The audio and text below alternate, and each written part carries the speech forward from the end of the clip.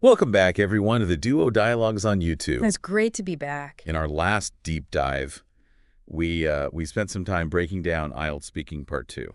Right. And today, we're shifting gears a bit Yeah. to focus on IELTS Writing Task 2 essays. A very different skill set for sure. Absolutely, but just as important for your overall IELTS score. Definitely. And useful for, well beyond the exam itself. Oh, absolutely. The ability to write a clear and well-structured essay. Yeah. It's going to come in handy no matter what your goals are. So true.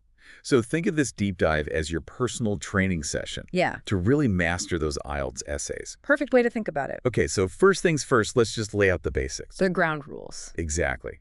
For writing task 2, you'll have 40 minutes to write at least 250 words. That's not a ton of time. It's not. And you might encounter different types of essay questions. Right. Like giving your opinion on a topic, the classic agree or disagree, or discussing both sides of an issue. Advantages, disadvantages, that kind of thing. Or even proposing solutions to problems. Sometimes even two-part questions. It can be a lot to juggle. It can be, but that's why we're here. Our goal today is to give you a really solid, adaptable structure that you can use for any of these question types. Kind of like a blueprint. Exactly. A blueprint for success. I like that. So, the secret weapon we're focusing on is a straightforward 4-paragraph structure. Classic for a reason. Absolutely. It's clear, it's logical, it keeps you and the examiner on the same page. All right. So paragraph 1 is your introduction. Sets the stage. Exactly. Your goal here is to do two things. First, rephrase the question you're given. Okay. And second, clearly state your main argument. This is also called your thesis statement, right? Exactly. Your thesis statement. So for example, let's say the question is about the negative impacts of social media. Yeah. You could start by rephrasing that and then saying something like, this essay will discuss both the positive and negative effects of social media. Right. So you're showing that you understand the question. Exactly. And you're also giving the reader, or the examiner in this case, a clear idea of where your essay is going to go. A roadmap. Exactly. Okay, so after the introduction, we move on to the body paragraphs. The heart of the essay. Absolutely.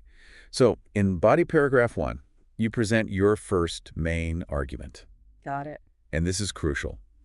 You support it with a specific example. The examples are key. So important. Yeah. It's not enough to just make a statement. You have to back it up. Right. So sticking with our social media example, you might argue something like, one major advantage of social media is its ability to connect people globally. Okay. A good strong point. But then, to really drive it home, you'd add an example. Left it real. Right. You could say, for instance, many small businesses use Instagram to reach customers worldwide. Perfect. So you have the point, and then you have the concrete example to illustrate it.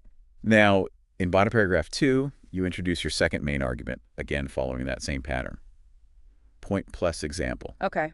So, to continue with the social media theme, you might say something like, however, social media can also lead to privacy issues. The other side of the coin. Exactly. But again, you need an example to make it convincing. You could say, a recent study showed that 60% of users worry about data security on social media. Wow, that's a pretty high number. It is. And it really strengthens your point, right? Absolutely. Okay, so we got our introduction, our 2 body paragraphs, and now we come to the final paragraph. The conclusion. Bringing it all home. Exactly. Yeah. In your conclusion, you summarize the main points you've made and you restate your overall opinion or stance. Okay. So for our social media essay, a good conclusion might be something like, in conclusion, while social media has benefits, it is crucial to address its negative effects, particularly data privacy concerns, to ensure safe online interactions. I like that. It's concise, it summarizes the main points, and it leaves the reader with something to think about. Exactly. Now, there are a few key phrases that can really help you signal your intentions clearly throughout your essay. Ah, those little signposts that help guide the reader. Exactly. So when you're introducing your arguments, consider using phrases like, one major advantage is, or, on the other hand, some argue that. Okay, those are good. And then when you're providing examples, for instance, or a recent study found that, are really effective. Makes it clear what you're doing.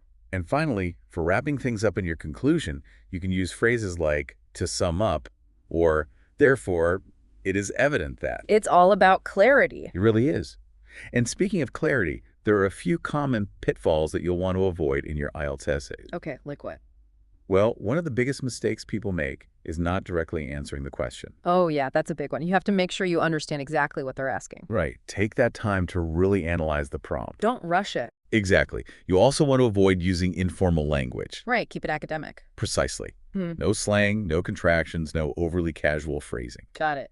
And remember, always provide specific examples to support your points. Don't just make general statements. Right. Show the examiner that you can back up your claims with evidence. It's all about that evidence. Absolutely. And finally, it's generally better to focus on developing two strong arguments thoroughly rather than trying to cram in too many ideas. Quality over quantity. Exactly. All right, so to quickly recap our deep dive into IELTS Writing Task 2, we've explored the format, the importance of that clear four-paragraph structure with a strong introduction, well-supported body paragraphs, and a concise conclusion. Right. We also highlighted some useful phrases and common mistakes to avoid.